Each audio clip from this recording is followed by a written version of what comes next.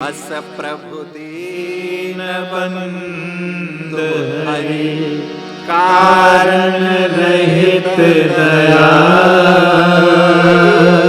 तुलसीदास सठते भजो छाड़ी कपट जंजाल।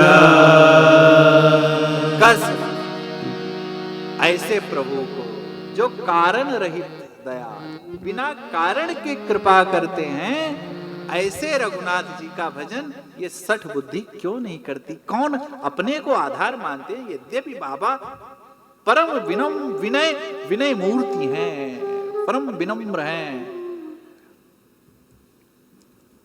अपने को मानते हैं। और बाबा ने हम सब मोड़ है। बाबा तो योगी है, योगी ना होते तो चित्रकूट कर घाट पर भई संतन की। स्वयं रघुनाथ जी हनुमान जी की प्रेरणा से स्वयं रघुनाथ जी को दर्शन क्यों? क्योंकि भक्त की भक्त वत्सलता को देखकर भगवान को बरबस दर्शन देना ही पड़ता है। भगवान बरबस दर्शन देने के लिए आते ही हैं।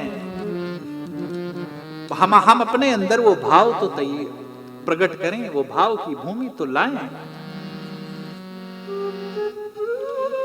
नाम कोटि खल कुमित भंजहु राम आप भव चापो। राम ने एक धनुष भंग किया था, एक बार धनुष भंग किया था, लेकिन आज राम के नाम ने क्यों दर्शन करते चलिएगा। राम के गुण और राम का नाम, उसी से आप अपने जीव के गुण और जीव के नाम की संबद्ध कर लीजिएगा अपने को। राम जी ने एक धनुष तोड़ा, अभिप्राय एक धनुष तोड़ा और एक बार अपने पौरुष से, अपने पौरुष का प्रदर्शन कर कर वहां पर बैठे समस्त और विशेष करके जनक जी के भव भय को भंजन किया था, भव भय को नाश किया था। आज राम का नाम हमें निर्भय कर देगा, निर्भय कर देता है। ये राम का गुण है और राम का गुणानुवाद करने का फल ये है क्या कि हम समस्त जितना संसार में जितना भव भय है सबसे नष्ट हो जाता है। नाम लेने मात्र से हमारे हृदय में वो अमृत सिर्फ प्रवेश मात्र से जीवन के जितने भय हैं, जितने मोह हैं, जितने लोभ हैं, भय भाव जितने हैं सब नष्ट हो जाते, जितने भार हैं सब नष्ट हो जाता है। राम ना होते तो ये कौन गुण बताता, राम ना होते तो ये कौन शिक्षा देता हमको। हार्वर्ड्स के अमेरिकन जर्मन लेक्चर्स राम से सीखिए युवान भाई बहन, राम से सीखिए। विनम्रता का दर्शन करेंगे। आपने भवचाप की बात आई, प्रभु दो चाप खंड पूरा दर्शन तोड़ने के बाद पूरा लोक सुरलोक इंद्र आदि समस्त देवता पुष्प वर्षा कर रहे हैं। सब इधर उधर किसने धनुष तोड़ा, किसने धनुष तोड़ा। जो ज्ञानी थे वो पूछ रहे थे और जो ज्ञानी थे वो तो जान रहे थे। परमात्मा स्वयं पधार चुके हैं सत्शरीर कौशल्या जी की गोद में, और उनके अलावा कौन भवचाप को तोड़ सकता है? कौन जीव के इस भवताप को नष्ट करने की क्षमता किसी में है तो वो परमात्मा में है, परब्रह्म में है। लेकिन हम अपने सांसारिक रिश्तों पर से उम्मीद अपेक्षा लगाकर सर पटक कर वहां से लाते क्या हैं? तो वहां से उदासता लाते हैं, वहां से हम दया कोई संभावना नहीं लाते, वहां से उदासता हमारे हाथ में आती और हम उदास होकर फिर रघुनाथ जी के शरण में आते हैं। कोई अभिमान नहीं है। राम ना होते तो ये कौन शिक्षा देता, जीने की कला कौन सिखाता। और यही नहीं, सबरी की दसु सेवन, सबरी की दसु सेवकन, सुगत दीन रघुनाथ, नाम उधारे अनिल वेद वेद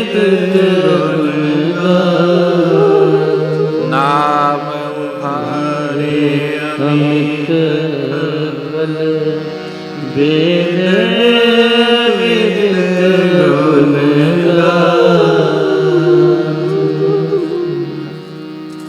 राम ने एक ताड़का को मारा था। बहुत लंबा प्रसंग है,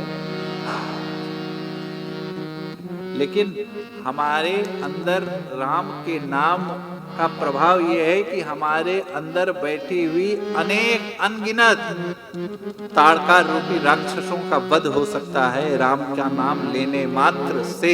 ये गुण और गुणान्वाद। राम स्थूल रूप में आ भी जाएंगे तो कितने लोगों का कल्याण करेंगे, यद्यपि परब्रह्म है। इसीलिए प्रभु ने हमको आधार दिया किसका? नाम का। श्रेष्ठ हमको क्या शिक्षा देता है? श्रेष्ठ हमको श्रेष्ठ विचारने की शक्ति देता है। हर परिस्थिति में आपको श्रेष्ठ नहीं मिलेगा, और जो जीव सोचता है कि कोई ना कोई हमारी मदद के लिए आएगा, वो जीव जीवन में कुछ भी बड़ा लक्ष्य नहीं प्राप्त कर सकता। क्यों? क्योंकि जीवन में सिखाने के लिए आपके पास कोई नहीं आने वाला। ना आपके बच्चे, ना आपके पति, ना आपकी बेटी, ना आपका बेटा। और जो जीव सोचता है वो आएंगे, वो नहीं रहेंगे तो हम क्या, हमारा क्या होगा, तो फिर वो अब उसकी दशा वही जाने। आत्मनिर्भर बनिए। आत्मनिर्भर बनने के लिए आत्मनिरीक्षण करते रहिए, तब जाकर आप आत्मनिर्भर बन पाएंगे। आत्मनिर्भर की यात्रा के पूर्व का सोपान है आत्मनिरीक्षण। हम आत्मनिरीक्षण नहीं करते।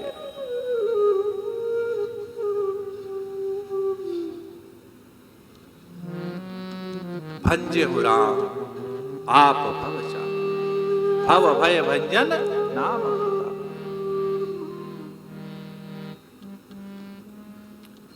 दंडक वन प्रभु कीन सुहावन।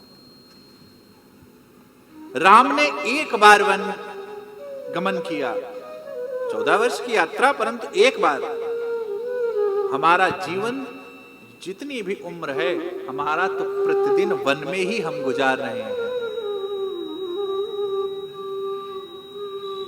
हमारी विकृतियां रूपी ये वन इतने घने हो गए हैं, इतने घने हो गए हैं कि इसमें सुंदर पुष्प और फल आने की कोई संभावना ही खत्म हो गई है। और ये खरपतवार कब निकलेंगे? जब हम आत्मनिरीक्षण करते रहेंगे। प्रथम दिन की कथा में आया था ये। बागीचे में खरपतवार के लिए किसी खाद या किसी जल की आवश्यकता नहीं होती है, वो स्वतः ही बिना प्रयास के, और ऐसा नहीं, पूर्ण रूप से घना हो जाता है। उसी प्रकार हमारे जीवन में यदि आत्मनिरीक्षण नहीं रहेगा तो ये विकार, ये ईर्ष्या, ये द्वेष रूपी खरपतवार इतना घनत्व ले लेंगे, इतना घनत्व ले लेंगे कि हमारे सगुण, हमारी श्रद्धा, हमारी करुणा, हमारी प्रेम सब छिप जाएगी इससे। छोटे में जिस प्रकार कोई भी खरपतवार होता है ना, तो उसको जब छोटा रहता है तो उसको आराम से निकाला जा सकता है, लेकिन वो जैसे जैसे जड़ पकड़ता चला जाता है, वैसे वैसे आपको अधिक परिश्रम करने की आवश्यकता होती है। अधिक परिश्रम करने की आवश्यकता होती है। कभी कभी निकलता है, कभी कभी आपके अंदर जब भक्ति चरमा अवस्था में पहुंचती है, जैसे आप यहां बैठे हैं तो खूब भक्ति है, लेकिन जैसे आप बाहर निकलेंगे जैसे फिर आप उसमें लिपट उठेंगे। लिपट अपने का अभिप्राय, यह हमारा जीवन है, हमें कर्म से नहीं हटना है, परंतु मूल में अध्यात्म संस्कार को, कल बात आई थी ना कि हमारी गाड़ी में खूब एक्सीलेटर पावर हो, परंतु ये हमारा एक पैर ब्रेक पर भी होना चाहिए, तभी आप गाड़ी पर आनंद भाव से गाड़ी पर बैठना स्वीकारेंगे। यदि ब्रेक नहीं होगी तो कितनी भी अच्छी गाड़ी होगी, कौन बैठना चाहेगा भाई? आप यदि आपसे कोई कह दे कि भैया गाड़ी तो बहुत अच्छी है लेकिन इसमें ब्रेक नहीं है, तो आप कहोगे ना ना भैया चाहे इतनी अच्छी हो आप ले जाओ, हमको नहीं मरना, हमें क्यों मरना है भाई, ब्रेक नहीं रहेगी तो रुकेगी नहीं। वैसे है जीवन में खरपतवार संस्कार, ये कब दोष हमारे अंदर प्रवेश कर जाता है। लेकिन जब हम आत्मनिरीक्षण करते रहते हैं तो दोष हमारे में प्रवेश नहीं कर पाता। आगे बाबा सबरी गीध, किसको किसको तारा? सबरी, मां सबरी। कल भी बात आई थी, भक्तों के चरित्र को टीवी से देख करना उनका मूल्यांकन करें। अब मां सबरी का जो टीवी में जो स्वरूप है वो नितांत विपरीत है मां के वास्तविक स्वरूप से। किसको किसको बाबा ने तारा, भगवान ने सबरी। देखिए, पवित्र जीवन के बिना, पवित्र जीवन के बिना उस पवित्रतम परमात्मा को पाना असंभव है। पवित्रता कैसे? स्नान करने से नहीं। मनसा वाचा कर्मणा, जब मन से, वचन से, कर्म से, मन क्रम वचन। मां ने जब प्रश्न किया उसके बाद अपनी व्यथा कहती है कि मैं अधिकारिणी नहीं हूं, लेकिन मैं मन क्रम वचन से आपकी दासी हूं। तो पवित्रता किससे होती है? मन क्रम और वचन से। और यही हुआ मां सबरी के साथ। मतंग ऋषि के आश्रम में कुछ दूर पर वृक्ष की ओट में मां बैठी थी और मतंग ऋषि अपने शिष्यों को पवित्रता का पाठ पढ़ा रहे थे, पवित्रता का ज्ञान दे रहे थे, शुचिता का ज्ञान दे रहे थे। देखिए, हमारे जीवन में शुचि भोजन के साथ साथ हमारा परिधान भी शुचि होना चाहिए, शुचि परिधान होना चाहिए। और जब शुचि परिधान होगा, शुचि भोजन होगा, तो व्यवहार स्वतः ही शुचि हो जाएगा। अब हम फटे पुराने कपड़े पहनने में ही अपने को सबसे बड़ा मॉडर्न समझते हैं।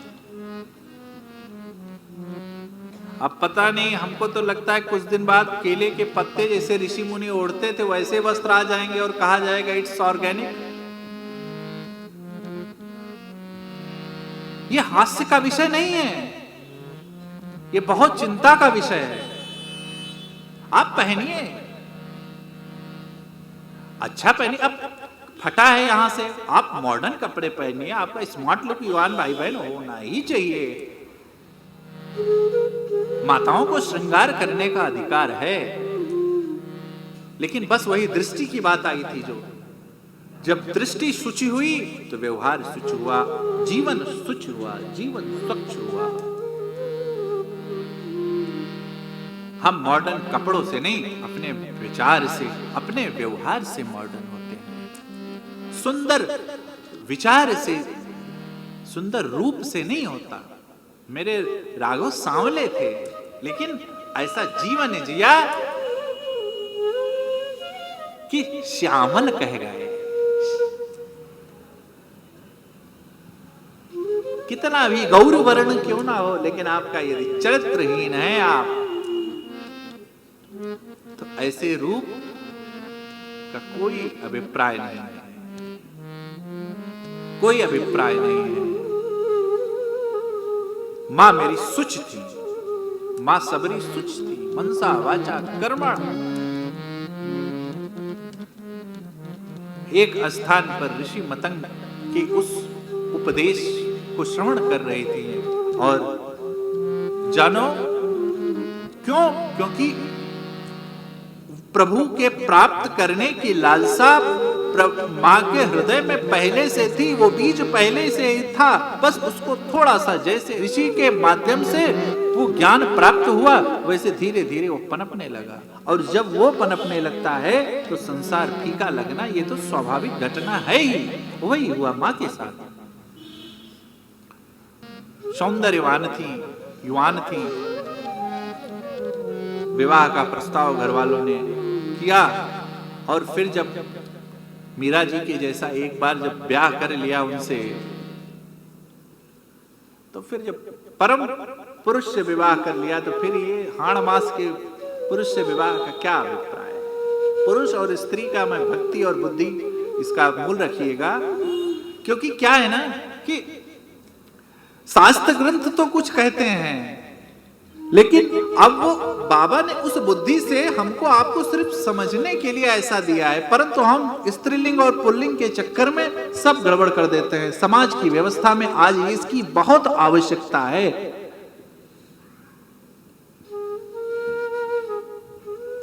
मां मां है, स्त्री भूषण है समाज का, श्रृंगार है, लेकिन हम अपनी तथाकथित प्रतिष्ठा को प्रतिष्ठित करने के लिए, अपनी तथाकथित प्रतिष्ठा को प्रतिष्ठित करने के लिए हम सूक्ष्म विचार वाले हो जाते हैं, संकीर्ण मानसिकता के हो जाते हैं। मां को, बच्चों को, बेटियों को बाहर निकलने दीजिए, भरने दीजिए उड़ान उनको, परंतु ध्यान रखिएगा डोर पकड़ के रखिए। और यदि आपने कुछ उम्र होती है, आपने 18 साल तक, 20 साल तक अपने बच्चों को संस्कारवान बना दिया, और संस्कारवान बनाया नहीं जाता, संस्कारवान रहा जाता है। जब हम संस्कारवान रहेंगे तो हमारे बच्चे स्वतः ही संस्कारवान होंगे।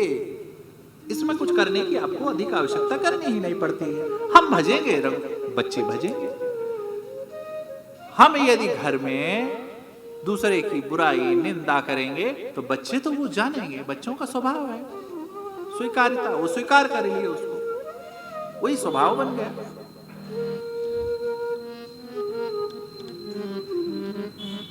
और मां को अर्धरात्रि में जब किम कर्तव्य विमूढ़ होकर तारे टक टक टक टक टक टक लगाकर देख रहे थे, उस रात्रि में मां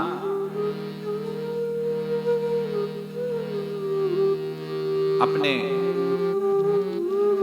ऐसा नहीं वैभवशाली था, नीरवता का साम्राज्य, कोई छोटा साम्राज्य नहीं था मां का, उसको पल भर में, क्यों? क्योंकि परम पुरुष को प्राप्त करना। कंटका कीर्ण मार्ग वन का, वो मां जो इतना डरती थी, हिंसक पशु की यदि कोई बलि देता था तो मां सबरी सिसक जाती थी। प्रेम था, प्रकृति से प्रेम रखिए, प्रकृति के प्रति श्रद्धा रखिए, प्रकृति के प्रति प्रेम रखिए, प्रकृति के प्रति धन्यवाद का भाव रखिए। मां सह जाती थी, सिसक जाती थी, जैसे कोई किसी की जीव की हत्या होती थी। और मां का विवाह जिसके साथ निश्चित हुआ था वो परम बलवान थे, और मां को जब इसका पता चला तो मां सिसक गई।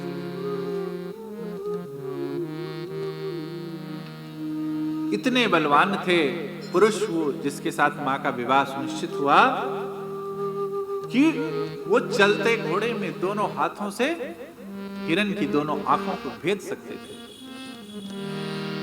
लेकिन कितना भी क्यों बलवान क्यों ना हो जाए, लगन तुमसे लगा बैठी जो होगा देखा जाएगा, तुम्हें अपना बना बैठे जो होगा देखा जाएगा। हमें चिंता न खाने की न पीने की, अब उनको चिंता हमारी है, बस कुछ नहीं।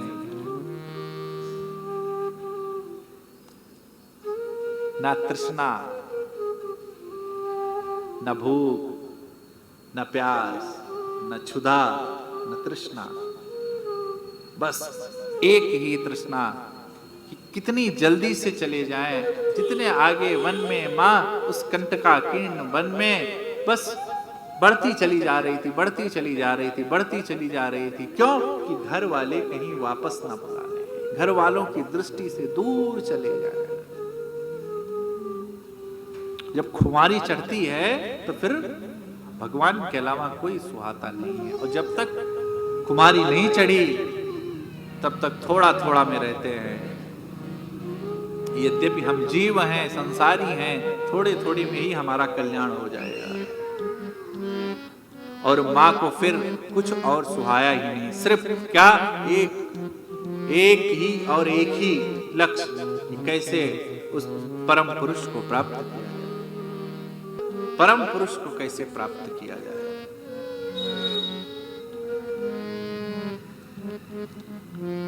उस नव यौवन संपन्न नारी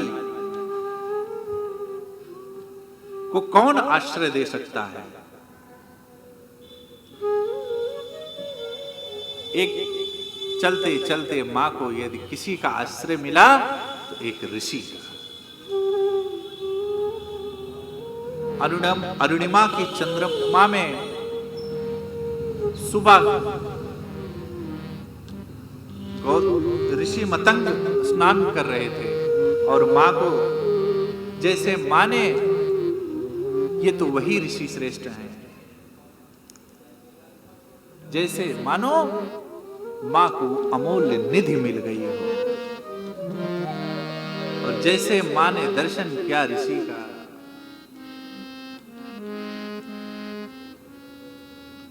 और मां चूंकि जन्म से उस जाति में जन्म हुआ था, इसलिए मां ने संकोचवश दूर कुटिया बना ली। क्यों? भक्त के आभा मंडल में रहने से भी जरूरी नहीं है कि भक्त के पास ही रहें। भक्त के आभा मंडल में भी यदि आपका विचार शुद्ध है, आपका विचार शुचि है, तो आपको वो निधि और वो आनंद, वो रस प्राप्त होगा। और मां ने उसी को आधार बनाकर छोटी सी कुटिया बनाकर मतंग ऋषि के आश्रम के पास रहने लगी। और सेवा तो मां का स्वभाव ही था। संत की सेवा कैसे किया जाए, इसका प्रयास आप भी करते रहिए। और मां रात्रि में जितने ऋषि गण थे वहां पर, और ऋषि को उनके आश्रम में रात्रि की बेला में मां जाकर के उनके स्वच्छ कर देती थी। उनके जहां जिस पथ से वो स्नान करने जाते थे सरोवर में, सरोवर के रास्ते को स्वच्छ कर दें, ऋषि श्रेष्ठ के आश्रम को स्वच्छ कर दें, और सेवा को ही मानो आत्मसार कर लिया। संत सेवा को ही आत्मसार कर लिया। और जब सेवा को आत्मसार कर लेंगे तो एक ना एक दिन किसी ना किसी प्रकार से संत की कृपा आप पर बरसेगी ही, ये निश्चित। क्यों? क्योंकि मां जानती थी कि भगवान को यदि कोई प्रिय है तो भगवान का दास ही भगवान को, भगवान अपने से भी ज्यादा प्रेम किसी से करते हैं तो अपने दास, भगवत दास प्रिय है भगवान। और जब ऋषियों ने कहा ये कौन है जो स्वच्छ कर जाता है, एक दिन रात्रि का पहरा हुआ, ऋषियों ने मां को मतंग ऋषि के सामने लेकर के आए, और मां डरी सहमी थी। क्यों? क्योंकि मां से ऋषि अपराध हो गया था। देखिए, संत अपराध से बचना चाहिए,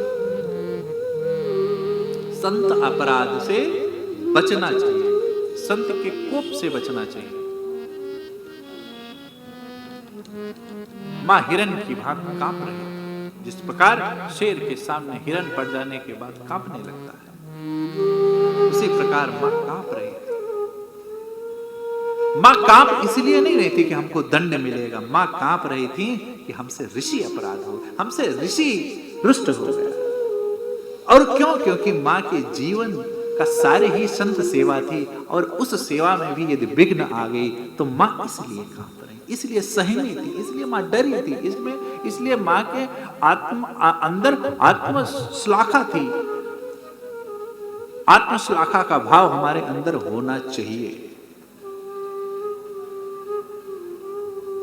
परंतु जब हम आत्मनिरीक्षण करेंगे तो हम ये समझ पाएंगे कि हम आत्मश्लाघी हो रहे हैं या आत्म दुखी हो रहे हैं। प्रशंसक होना अच्छा है, पर प्रशंसक आपके निकट रहे अच्छा है, चापलूस ना रहे, क्योंकि प्रशंसक आपकी प्रशंसा भी करते हैं और आपकी कमी को भी बताते हैं, चापलूस आपको मिटा देते हैं। तो मां के अंदर ये डर सता रहा था, लेकिन हृदय में आत्मश्लाघा भी थी, आत्म प्रशंसा भी थी, प्रसन्न थी मां। एक भाव से तो डर, दूसरे भाव से आज ऋषि के समक्ष जाना है। क्या डर? जो होगा देखा जाएगा। तुम्हें अपना बना लिए, अब जो होगा देखा जाएगा। और वही हुआ। क्यों? बार बात आती है, आपसे ज्यादा आपको आपका श्रेष्ठ जानता है। और मां के आंखों में भक्ति की और भगवान के प्रेम विह्वलता को देखकर मतंग ऋषि स्वतः ही द्रवित हो गए। कहे, बेटी बताओ।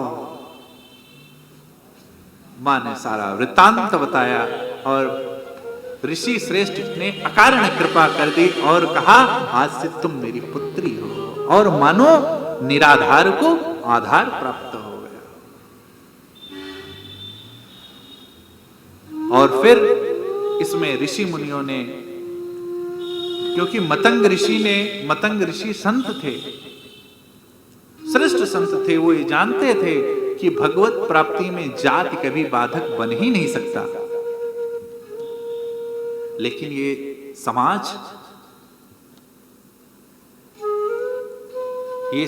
किस ओर जाएगा? जाति के नाम पे, धर्म के नाम पे, संप्रदाय के नाम पर हमको कितना बांटा जा रहा है। मनुष्य से मनुष्य की दूरी हो जा रही है, मनुष्य से मनुष्य का दुश्मन बन जा रहा है। कभी तिलक के नाम पे, तो कभी तराजू के नाम पे, तो कभी किसके नाम पे। सिर्फ सभी राजनीतिक पार्टियों को अपना स्वार्थ सिद्ध करना है। कोई भी राजनीतिक पार्टी हो, कोई आपके हित का चिंतन करने वाला नहीं है। क्यों? क्योंकि भारत भूमि के रक्षक राजा कोई और नहीं है, सिर्फ रघुनाथ जी ही हैं। और कोई आपकी रक्षा कर वर नहीं सकता। और ना हमारे पास इतने संसाधन हैं। क्यों? क्योंकि अब और कहें तो गुलाम, भौतिक रूप से तो हमारी गुलामी चली गई, परंतु हमें जन्मजात एक गुलामी जो हमारे हृदय में है वो कभी जाने वाली नहीं है। ये हमें हमारे बीज में है।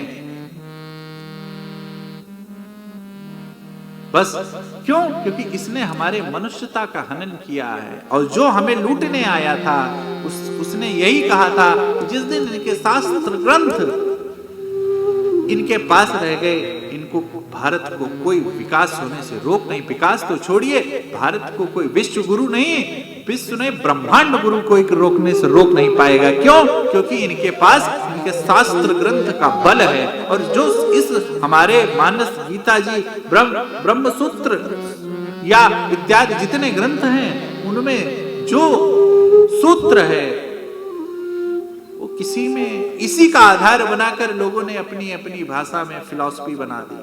जर्मनी ने हमारे ही ग्रंथों को चुराकर जर्मन फिलॉसफी बना दी। हम बड़े शौक से उसको पढ़ते हैं, बड़े गर्व से जर्मन सीखते हैं हमारे बच्चे। ज्ञान अच्छा है, सीखना ही चाहिए।